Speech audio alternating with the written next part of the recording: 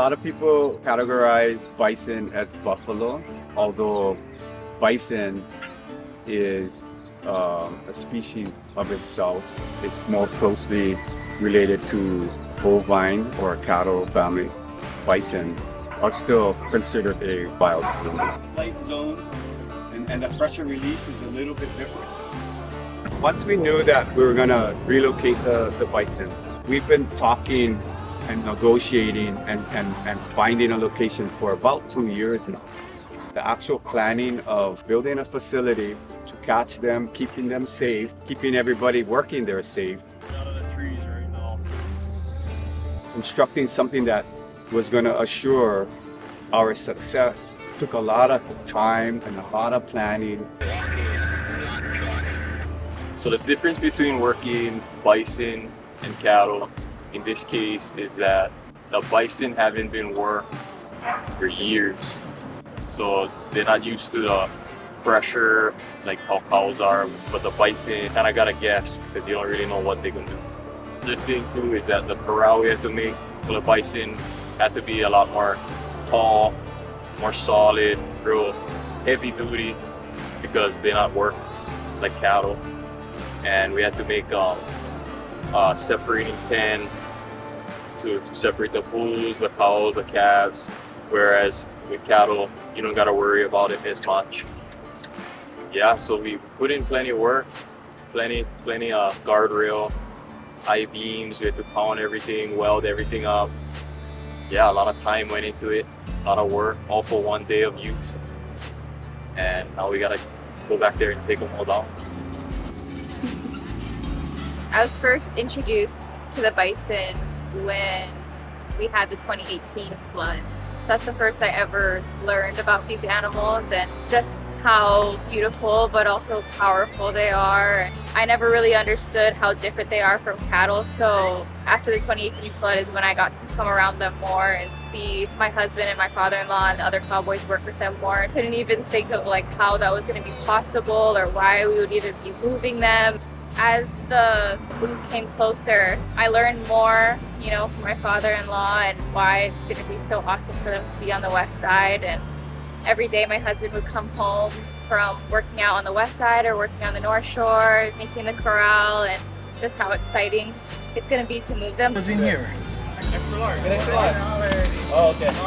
Large. I got information from a lot of resources. I contact friends in the industry, a guy named Dwayne Lammers, who I can't thank enough for the knowledge, advice, patience, even physically coming out and helping us, construct, capture, load, and relocate.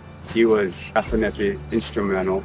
Of course, my direct support, my family, my friends, people that work for me.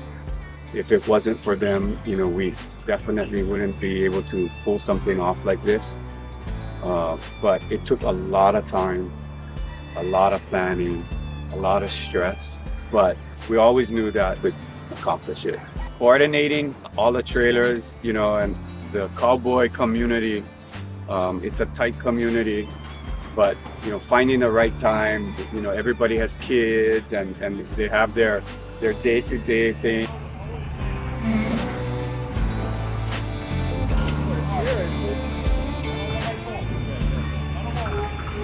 My job during the movement was to make sure the gates were set up properly so that bulls could go on one side, cows and calves could go on the other. What made me want to be a part of the bison movement was with training.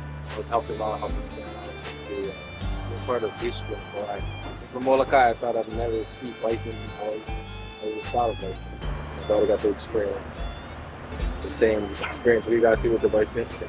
Hopefully she can remember that. It was good to get photos of her with the bison. It felt great to be a part of something really big and something that's definitely going to have a big impact later down.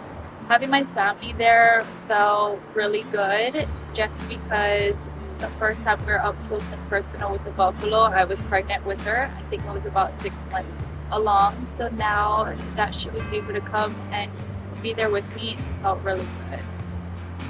What I thought about the theme Alhoi o Hanalei for the movement, it was such a bittersweet moment just because it was the ending of one chapter and the start of another. The move is a big move to the island, being that Hanalei is so wet, more tropical rainforest type, to a real dry, arid, almost, desert condition. But they can handle that. I actually think that the dry weather is going to be better for them. So I think the west side is going to be an environment that is going to complement. We're looking forward to it and we're really excited about relocating. The dry weather is better for them as far as like parasites goes. Hanalei is kind of wet, kind of swampy, so more parasites. Coming into the day of the move, we was a little bit nervous. We wondered if we was going to be able to bring them in or not. But luckily, the day of, they went right in, no problems. And they settled down fast in the corral. So yeah, we got lucky. Also the challenges, you only can plan for so much. So when the day did come, I'm sure nobody could sleep. I'm sure we were all anxious to see what was gonna happen the day of and wake up super early in the morning to head down there. And it rained. We got there, it was raining, it was cold. It almost felt like, the same kind of vibe as the flood. When we got down there, we started to push them into the corral and things started to go well. And they all went into the corral in maybe even under 20 minutes, which was amazing. Thank everybody for coming and helping us. We really, really appreciate it. This is a unique thing about Kauai that we can rely on each other. The actual enjoyment was being a part of putting it together. It's one thing to have a dream and think about something, talking about it and planning it, but to actually see it through to fruition and to see it completed and see all the people involved that were committed to the whole goal, all that preparation that we did, months, could even say years, that day when everything was flowing, it was something to watch because the passion was there. I was sitting back pushing animals and just watching everything unfold in front of me, and it was just perfectly orchestrated. Everybody's expertise and everybody delivering, for the same purpose, and that was to get the bison relocated safely. And you could see the enjoyment and I could feel the aloha from everybody, and I will never forget that for the rest of my life. Having all the help done and seeing everybody with all their rigs, all the trucks and trailers, that was cool. That was fun. Having everybody there helping, everything went smooth, so it was actually pretty fun. Bison, and It was pretty surreal. It was a little emotional, to see everybody there just coming with their trucks and their trailers, and no matter the weather or the time, and just all coming in to help. And when you ask, people come, and it's really special.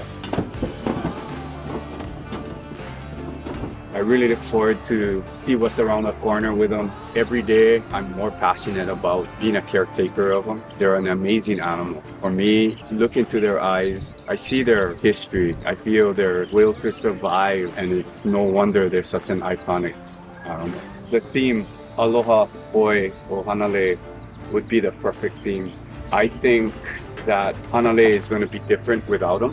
Although they're not native to Hawaii, I think they have a connection because bison are of the land regardless of where they're at. My understanding that Aloha Oi o Hanalei is actually Hanalei bidding farewell to the bison. And I think it's a loss, I think the land feels it, and I think eventually the community will feel it. It's a sad day as far as Hanalei lost a good resident, but it was happy because Makawele, the west side, has welcomed a really good resident. There's always a good side to everything. I really feel that things happen for a reason, And I think this is all a plan.